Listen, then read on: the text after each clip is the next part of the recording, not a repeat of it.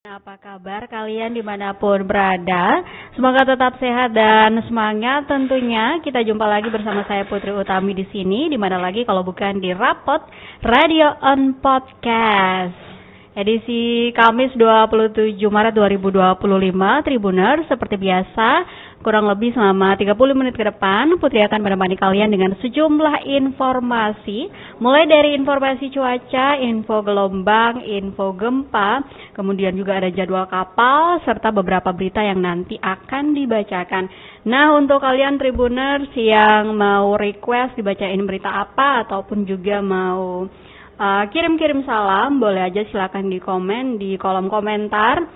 Silakan bergabung bisa lewat live TikTok kami ataupun juga Facebook fanpage serta kanal YouTube ya Tribuners. Gimana nih puasa di hari ke-27? Semoga masih tetap semangat dan lancar sampai nanti waktu berbuka ya Tribuners. Oke, kita mulai dengan informasi pertama ya Tribuners, ada info cuaca. Berdasarkan perkiraan cuaca dari BMKG Tribuners per hari ini pada pukul 15.13 cuaca di angka 31 derajat Celcius dengan kelembapan 72% serta kecepatan angin di angka 16,1 km per jam. Nah, ngomongin soal cuaca Tribuners, kemarin itu ada peringatan dini dari BMKG untuk tanggal 27 dan 28 di beberapa daerah termasuk di Maluku akan ada hujan sedang hingga lebat. Namun memang bisa dilihat di Ambon sendiri hari ini tuh cuacanya cukup cerah ya Tribuners, bahkan panas sekali nih. Untuk kalian yang lagi dalam perjalanan, khususnya untuk pengendara roda 2, terkhususnya lagi untuk ciwi-ciwi kalau mau keluar jangan lupa disiapin satamo dan juga sarung tangan, pakai sunglasses, jangan lupa masker juga biar nggak belang ya. Oke Tribuners, berikutnya kita punya info gelombang. Nah, berdasarkan data BMKG juga yang berlaku dari tanggal 25 Maret kemarin sampai nanti di 28 Maret, itu tinggi gelombang 1,25 sampai 2,5 meter berpeluang terjadi di beberapa daerah atau beberapa perairan. Ini ada perairan Kepulauan Kai, perairan utara Kepulauan Aru, lalu perairan Kepulauan Babar, perairan timur Kepulauan Tanimbar, serta Laut Arafuru bagian tengah. Yang berisiko terhadap keselamatan pelayaran ya untuk perahu nelayan apabila kecepatan angin mencapai 15 knot dan tinggi gelombang mencapai 1,25 meter, dan juga untuk kapal tongkang apabila kecepatan angin mencapai 16 knot dan tinggi gelombang mencapai 1,5 meter. Next Tribuners, untuk info gempa itu di 27 Maret pada pukul 2 dini hari tadi ada gempa dengan magnitudo 3,6 yang terjadi di 37 km barat Laut Bula Seram bagian timur dan 38 km timur Kobisonta Maluku Tengah di kedalaman 10 km. Dan juga di pukul 13:15 waktu Indonesia Timur tadi juga Tribuners, ada gempa dengan magnitudo 4,1 yang terjadi di 9 km Labuha, Maluku Utara, kemudian di 86 km utara Obi, Maluku Utara, di kedalaman 104 km. Sebelum kita beralih ke info selanjutnya mengenai jadwal kapal, Tribuners, Putri mau nyapa dulu yang udah bergabung di live TikTok kami. Ini ada dari @051091 Kalwedo. Halo kakak, selamat bergabung. Jangan lupa di tap-tap layarnya dan juga di komen-komen aja mau request baca berita ataupun kirim salam silakan ya. Ada Kak Ninon, halo Kak Ninon, selamat bergabung. Ada juga @ini Ambon. Putri tunggu ya pertanyaan dari kalian Tribuners. Nah, berikutnya kita punya jadwal kapal, ada jadwal KM Labobar Tribuners dengan rute yang dilewati Fakfak, Kaimana, lalu Dobo, Tual, Banda, Ambon, Bau-Bau, Makassar, Surabaya, Jakarta, Sorong, Nabire, Wasior, dan Manokwari. Wah, rutenya banyak sekali nih.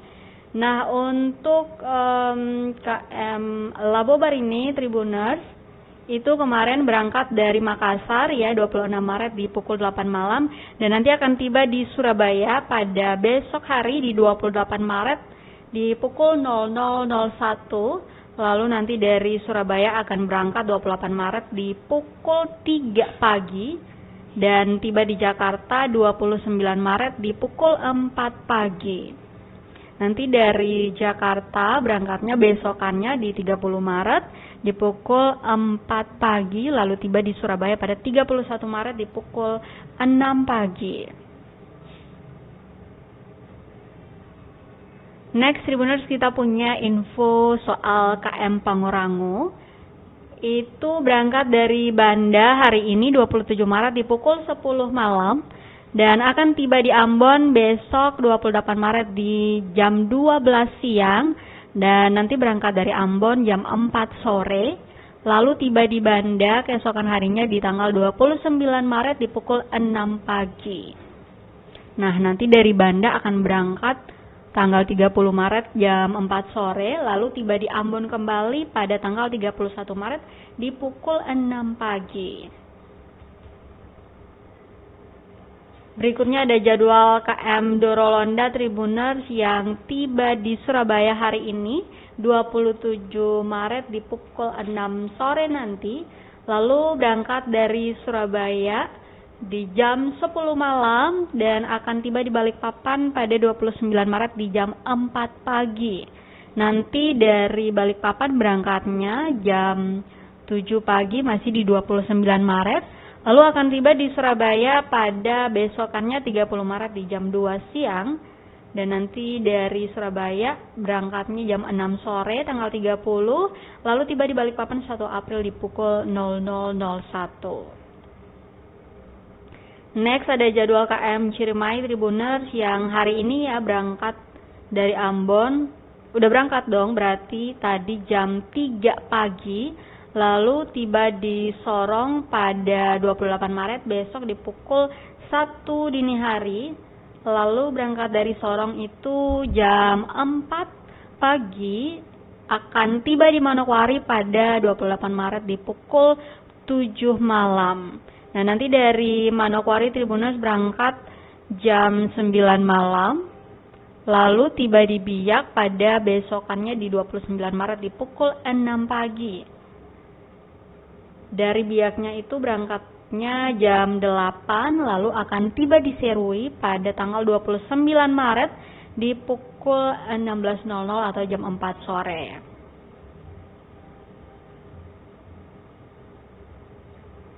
Berikutnya ada jadwal KM Sangiang Tribuners yang berangkat dari Ambon juga jam 2 pagi tadi ya 27 Maret, lalu akan tiba di Namlea pada berarti sudah tiba ya jam 1 siang tadi udah tiba di Namlea. Lalu dari Namlea akan berangkat jam 4 sore nanti dan tiba di Sanana itu besok di 28 Maret di pukul 6 pagi Tribuners. Nanti berangkat dari Sanana di pukul 8 pagi 28 Maret.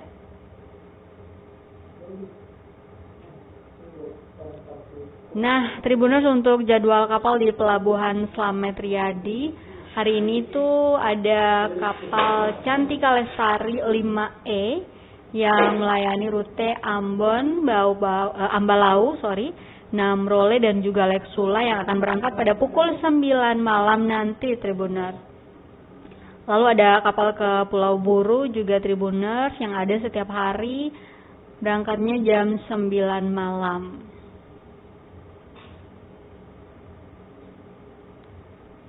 Ada juga kapal ke Maluku Utara Tribuners yang berangkat hari ini, ada kapal Barcelona 2. Nanti berangkatnya itu di jam 6 sore dengan rute Ambon, Buano, Kawasi, Kupal, Sovivi, Ternate, dan juga Manado. Untuk kalian yang mau ke Namlea juga selain kapal cepat yang ada di Pelabuhan Slamet Riyadi, bisa juga menggunakan ferry dari Galala menuju Namlea.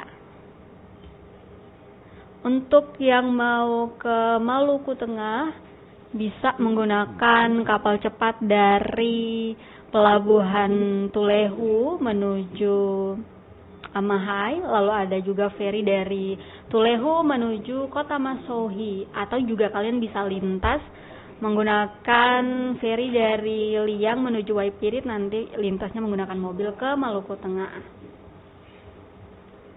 Begitu Tribuners, dan ngomongin soal jadwal kapal ya, memang akhir-akhir ini atau saat-saat ini tuh lagi padat sekali ya di berbagai pelabuhan penyeberangan, karena memang sudah mulai banyak yang melakukan mudik ya Tribuners. Dari tanggal 25 kemarin tuh terpantau sudah sangat banyak pemudik yang melancong ke kampung halaman masing-masing. Karena kita udah di H-4 ya Lebaran Tribuners. Gimana untuk kalian yang saat ini lagi nonton, apakah sudah mudik ke kampung halaman atau masih di perantauan? Kapan mudiknya? Boleh juga di komen, di share ke kita ya Tribuners. Nah, ini udah ada yang komen dari kakak 051091 Kalwedo. Selamat siang kakak. Halo kakak, selamat siang, selamat bergabung, jangan lupa di tap-tap layarnya. Kakaknya ada komen, kakak dong coba sekali-sekali turun liput di Mardika dulu. Sekarang nih paling macet, baru yang ada petugas di lapangan. Ya kakak, untuk kemacetan itu kemarin ya kita punya berita soal kemacetan yang ini udah jadi langganan ya di Tulu KBS. Itu memang hampir setiap hari, apalagi di weekday itu memang macet terus. Sementara untuk di Mardika kakak, itu rencananya Pemkot akan melakukan penertiban nanti setelah Lebaran ya. Nah ini juga dari adminon, kakak spill kasus pria berkacamata yang demo di Polda. Oke kakak, dibacakan ya kakak, ini kita udah siapin. Langsung aja ya kita bacain beritanya. Ini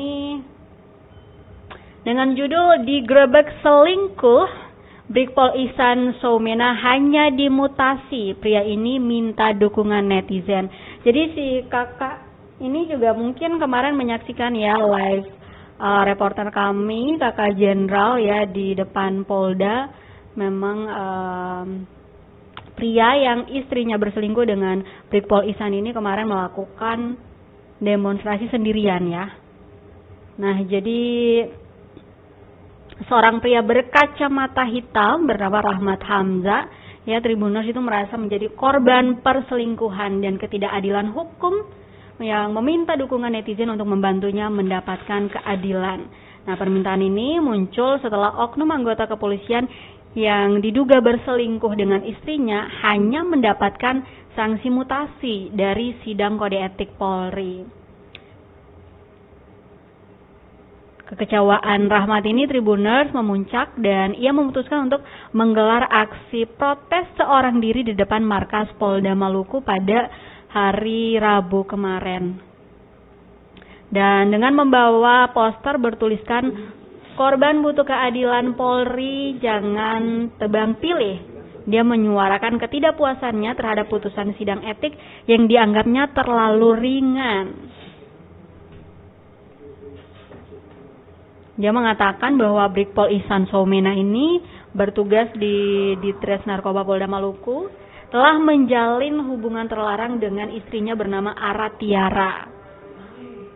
Bahkan Rahmat sendiri mengklaim bahwa dia punya bukti-bukti perselingkuhan tersebut, termasuk saat keduanya ya, istrinya dan juga si polisi ini tertangkap basah di sebuah hotel. Dia juga punya bukti. Dan berita ini juga Tribuners menjadi salah satu berita yang cukup viral ya di portal kami tuh kemarin untuk siaran langsungnya itu kalau nggak salah dibagikan udah sekitar berapa puluhan ya, dan banyak sekali yang komen, ada ratusan komen di sana. Artinya ini juga harusnya menjadi perhatian ya Tribuners, karena peristiwa ini ternyata sudah terjadi dari 2023 lalu.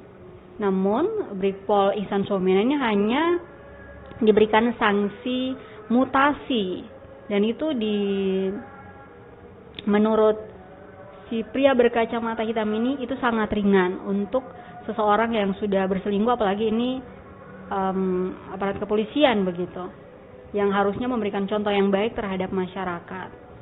Nah, ini dia mengatakan bahwa Kapolda Maluku pernah bilang tidak ada pandang bulu bagi anggota polisi yang melanggar. Tapi mana buktinya? Istri saya selingkuh hampir 2 tahun. Barang bukti jelas, tapi dia cuma dimutasi, katanya.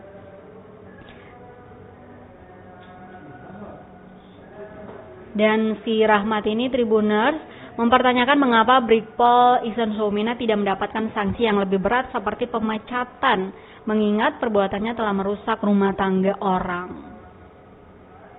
Dan Rahmat merasa bahwa hukum tidak berpihak padanya sebagai masyarakat biasa. Dan dia menduga ada perlakuan khusus terhadap anggota kepolisian yang melakukan pelanggaran.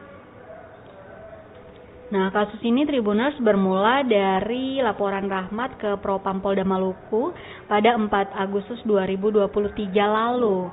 Dan setelah melalui proses penyelidikan, sidang kode etik Polri digelar pada 11 Februari 2025 kemarin. Namun, hasil sidang yang tertuang dalam SP2HP yang diterima oleh Rahmat pada 24 Maret 2025 kemarin ya Tribuners, hanya memberikan sanksi mutasi bersifat demosi selama 2 tahun dan menyatakan perbuatan Brigpol Ihsan Soemena sebagai tercela.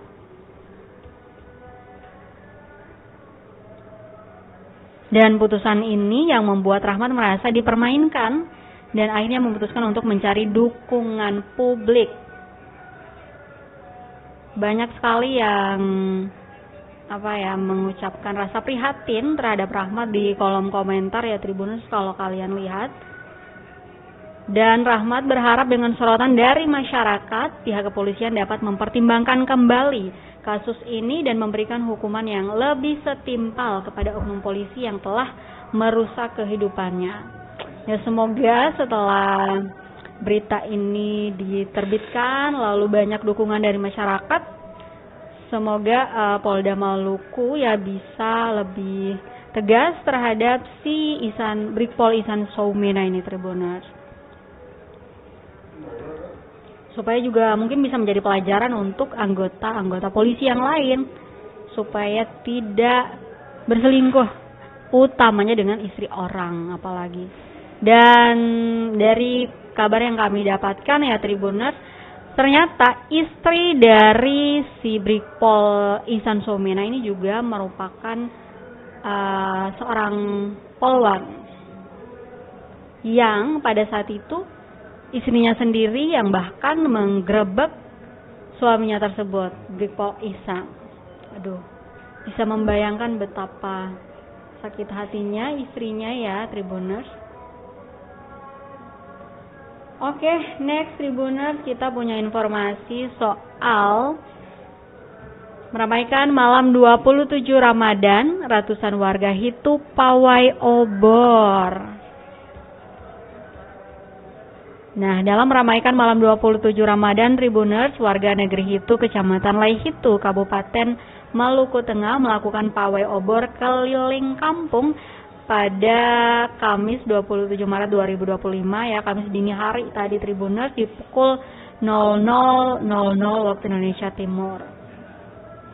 Dan pawai obor ini diikuti oleh ratusan warga mulai dari anak kecil sampai orang dewasa. Nah, mereka mengelilingi kampung dengan membawa obor dan diiringi dengan musik rabanat serta salawatan.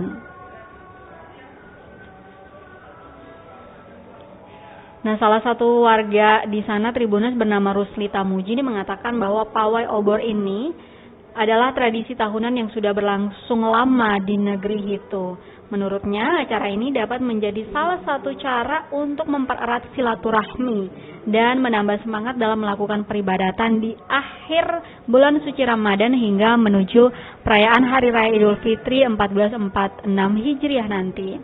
Dia juga mengungkapkan Tribuners bahwa perayaan malam 7 Ramadan ini tidak hanya dilakukan di negeri Hitu, tetapi juga di beberapa negeri pesisir di Jazirah Hitu. Dan Rusli berharap bahwa kegiatan ini bisa kedepannya semakin meriah dan mendapatkan perhatian lebih dari pemerintah setempat. Dan dia juga mengajak generasi muda Tribuners untuk lebih giat dalam merayakan malam yang penuh berkah ini. Nah, Tribuners, memang perayaan malam 27 Ramadan atau biasanya masyarakat Maluku tuh menyebutnya malam 7 likur. Ini sudah menjadi tradisi bukan hanya di Hitu ataupun di Jazirah Hitu, tetapi juga di beberapa daerah di Maluku memang setiap tahunnya pada malam 27 Ramadan atau malam 7 likur ini selalu dilakukan pawai obor atau juga bakar damar. Gimana nih Tribuners? Di daerah kalian malam 7 likurnya itu ngapain aja? Boleh di-share juga. Untuk di kampung saya sendiri Tribuners, pada malam 7 likur itu biasanya di depan rumah-rumah warga itu dipasang ada kayak sebatang pohon begitu, lalu di atasnya itu ditaruh batok kelapa atau batang pisang dan ditaruh damar lalu dibakar. Itu menjelang maghrib biasanya, lalu ini ditaruh ketupat dan nanti akan diperebutkan oleh anak-anak kecil di daerah tersebut, di kampung kita ya. Atau juga ada yang naruh snack ataupun uang. Nah, biasanya di beberapa kampung tuh seperti itu. Kalau di kampung-kampung kalian gimana Tribuners? Boleh diceritakan.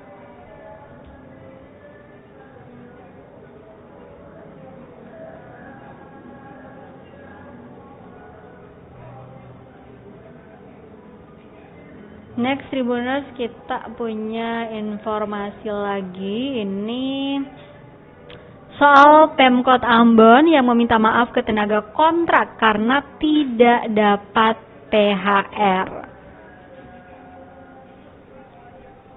Nah, jadi Tribuners, pemerintah kota Ambon ini meminta maaf kepada seluruh tenaga kontrak yang berada di wilayah administrasinya lantaran tidak dapat merealisasikan tunjangan hari raya atau THR. Nah, hal itu disampaikan oleh PLT Sekretaris Kota Ambon, ya Robi Sapulete, di ruang kerjanya pada hari Selasa kemarin. Ia mengungkapkan bahwa ini adalah permintaan maaf dari pemerintah Kota Ambon karena tidak dapat menyediakan anggaran THR tenaga kontrak. Dan penyediaannya itu sesuai dengan PP nomor 11 tahun 2025 tentang pemberian tunjangan hari raya dan gaji 13 kepada aparatur negara, pensiunan, penerima pensiun, dan penerima tunjangan tahun 2025 itu hanya diberikan bagi DPRD, PNS, CPNS, dan P3K, kata Sapulete.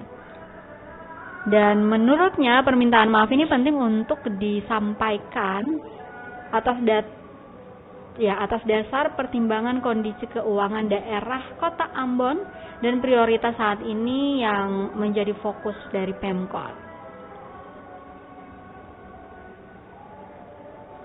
Nah, fokusnya itu Tribuners antara lain adalah merealisasikan kebijakan pusat terkait efisiensi anggaran dan beban utang, sertifikasi, ADD, TPP, dan gaji kontrak senilai kurang lebih 107 miliar.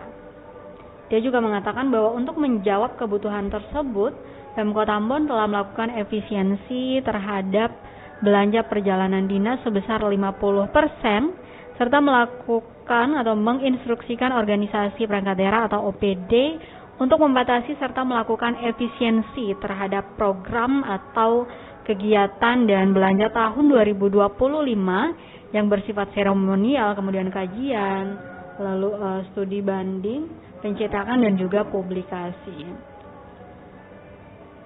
di mana Tribuners evaluasi terhadap masing-masing OPD ini dilaksanakan sesuai jadwal pada hari ini ya, Kamis 27 Maret, dan dipimpin langsung oleh Wali Kota Ambon Bodewin Watimena.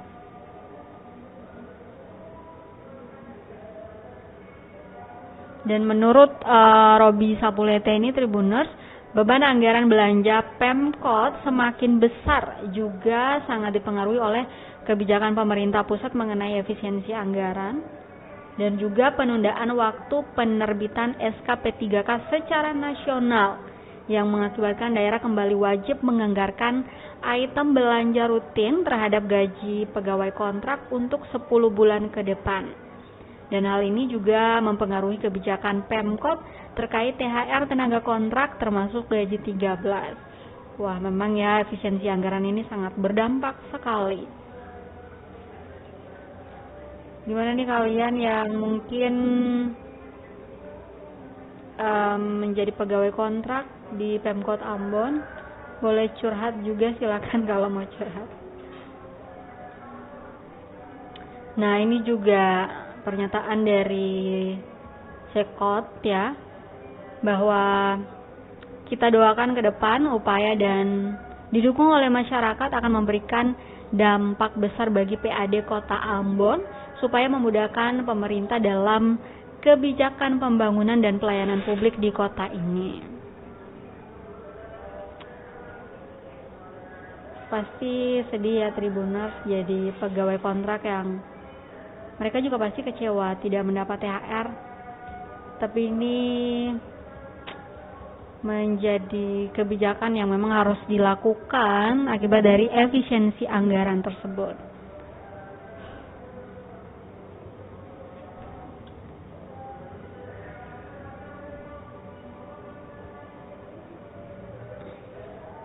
Next Tribuners, kita punya berita dari Kota Masohi, Maluku Tengah. Ini mengenai harga cabai di Masohi yang naik hingga 3 kali lipat. Ini kata Wabub Mario, Wakil Bupati ya Tribuners. Nah Tribuners, memang belakangan ini tuh harga cabai lagi mahal-mahalnya, bukan hanya di Masohi tetapi di beberapa daerah ya, termasuk di Maluku Tenggara, kemudian di Kota Ambon juga terpantau melambung tinggi.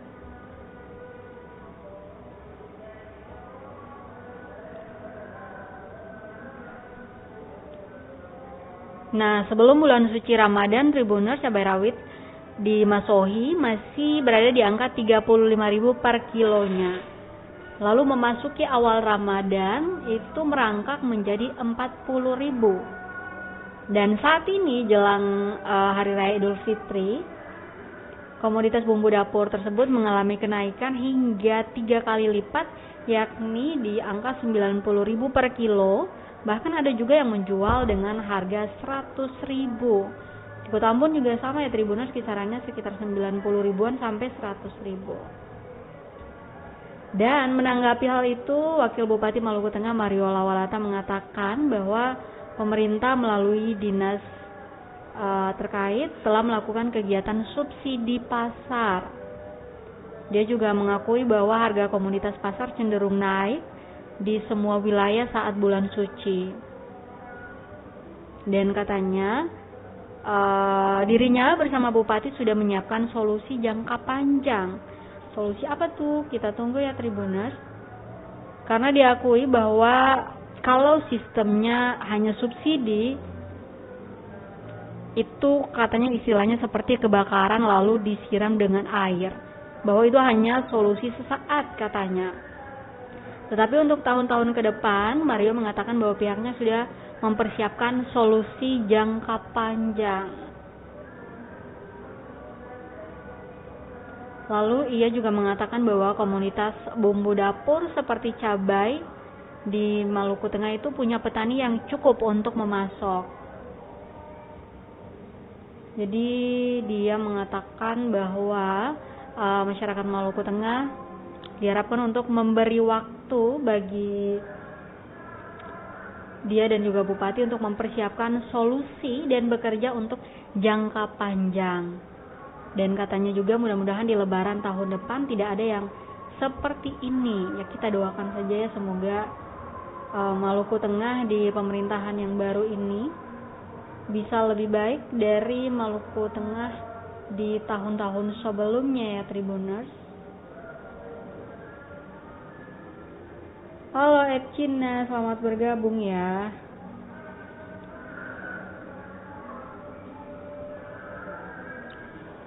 Itu dia tadi Tribuners beberapa berita yang disiapkan dalam rapot kali ini. Kalian mau dibacakan berita apa lagi? Silakan komen-komen ya Tribuners. Dan selain info-info tadi, kalian juga bisa mengakses sejumlah informasi terupdate ya dari Ambon dan sekitarnya, mulai dari Maluku Tenggara, kemudian juga Seram bagian timur, Kota Namlea, lalu Seram bagian barat. Berita soal apa aja ya, politik, ekonomi, dan lain sebagainya bisa kalian akses di portal kami www.tribunambon.com, atau juga bisa ke berbagai media sosial kami mulai dari Twitter, kemudian Instagram, Facebook, YouTube, dan juga TikTok. Di sana lengkap ya Tribuners, silakan dibaca aja. Dan setiap hari juga kami punya program baca berita, ada Ambon hari ini. Juga itu lengkap dengan videonya, jadi bisa kalian tonton ya di live kanal YouTube maupun Facebook fanpage Tribun Ambon. Atau juga Tribuners, untuk kalian yang punya atau memiliki informasi-informasi yang kiranya penting untuk diketahui publik tetapi tidak dapat dijangkau oleh reporter kami, nah kalian juga boleh silakan DM ke berbagai akun media sosial kami biar nanti di follow up oleh reporter kami di lapangan.